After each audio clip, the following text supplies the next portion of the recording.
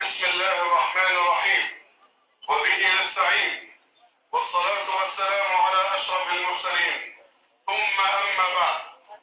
السيد اللواء طارق المهدي محافظ الإسكندرية، السيد اللواء أركان حرب سعيد محمد عباس قائد المنطقة الشمالية العسكرية، السيد اللواء أمين عز الدين مدير أمن الإسكندرية ومساعد وزير الداخلية، السيد اللواء أحمد حجازي مستشار محافظ الإسكندرية لإدارة الأزمات، السيد العميد عمرو عبد المنعم مذكور، السيد العميد طارق عبد الباعث بركات رئيس الأمن بالمنطقة الشمالية العسكرية، السيد اللواء يسري هنري عازر رئيس مجلس إدارة شركة الصرف الصحي، السادة وكلاء وزارات الصحة والزراعة والبيئة والري، السادة الضيوف جميعا، أهلا ومرحبا بكم جميعا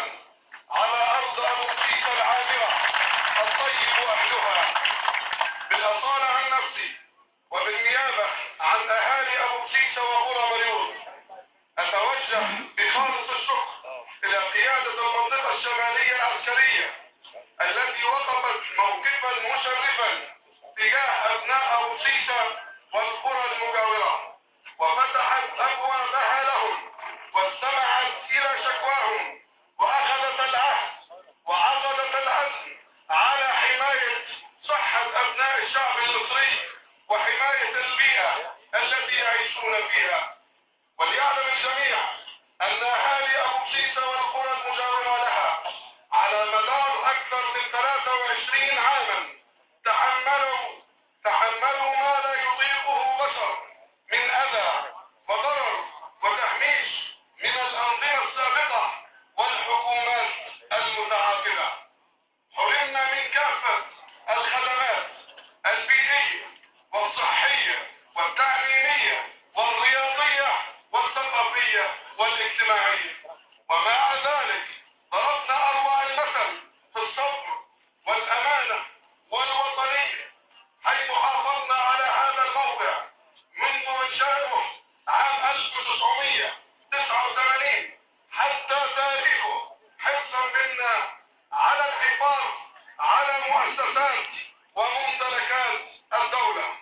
أيها السادة الأفاضل، إليكم نص المادة 46 من مشروع الدستور المستفتى عليه منذ عدة أيام. لكل شخص الحق في بيئة صحية سليمة وحمايتها واجب وطني، وتلتزم الدولة باتخاذ التدابير اللازمة للحفاظ عليها وعدم الإضرار بها والاستخدام الرشيد للموارد الطبيعية بما يكفل تحقيق التنمية المستدامة وضمان حقوق الأجيال القادمة.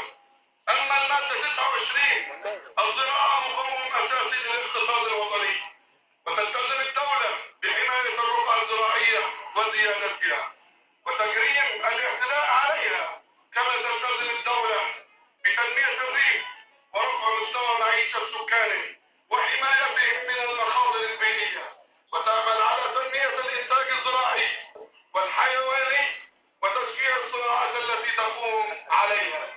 إذا نحن لا نطلب مطالب شخصية أو فئوية، ولكن نص عليها مشروع الدستور. آن الأوان لأبناء أبو قتيس والقرى المجاورة لها من إقليم مريوط أن ينعموا بحياة كريمة تليق بالمواطن المصري الذي سطر ملاحم عبر التاريخ وما زال لديه الكثير. وكلنا ثقة في القوات المسلحة المصرية، الدرع الواقي للشعب المصري.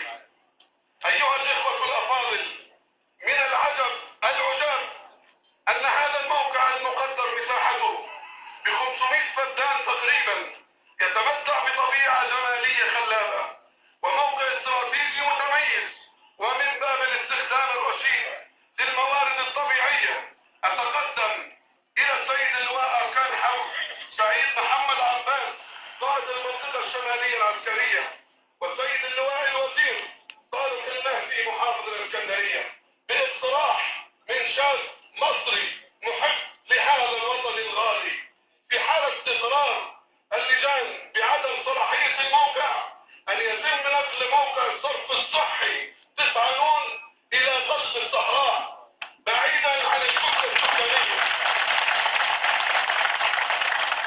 واستغلال المساحة الشاسعة للموقع لإقامة عليها مشروع قومي تنموي يلتف حوله جميع أبناء الإسكندرية ويقضي على البطالة المرتفعة بين شباب مريوط خاصة وشباب الإسكندرية بصفة عامة، وشباب أبو بسيسة وشباب مريوط حريصون كل الحرص على الجد والاجتهاد والعمل على رفعة الوطن، ولديهم من الطاقات والإمكانيات ما يؤهلهم لذلك.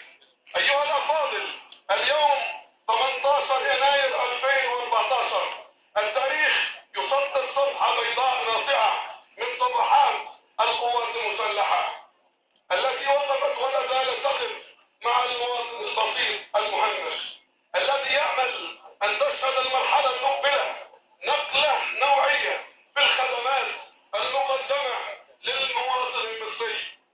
وفي النهاية أتقدم بشكر واجب إلى الأستاذة الدكتورة منال فوزي رئيس قسم علوم البيئة جامعة الإسكندرية. إن كانت النساء كما ذكرت لفضلت النساء على الرجال، فلا التأنيث لاسم الشمس عيب ولا التذكير فخر للهلال. هذه المرأة المصرية التي ضربت أروع الأمثلة لقيمة العلماء في مصر نشهد الله أننا نحبها في الله على ما قدمته إلى أهل أبو بسيسة وقطاع مريوط. رأينا فيها الحياد والكفاءة والإخلاص والأمانة. أما الشكر الثاني للمستشار مجدي الشرقاوي رئيس جمعية البيئة العربية،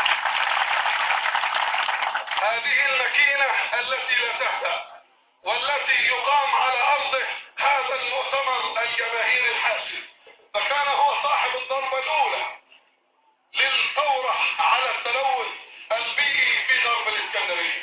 كل الشكر للجميع، وضعنا ثقتنا في رجال القوات المسلحة.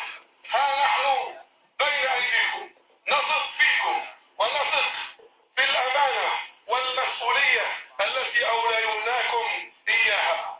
اعرضوا علينا النتائج بمنتهى الشفافية وسنقبل بها بإذن الله، وكل أمل أن أرى مصر رائدة قائدة بين الأمم. والسلام عليكم ورحمة الله وبركاته.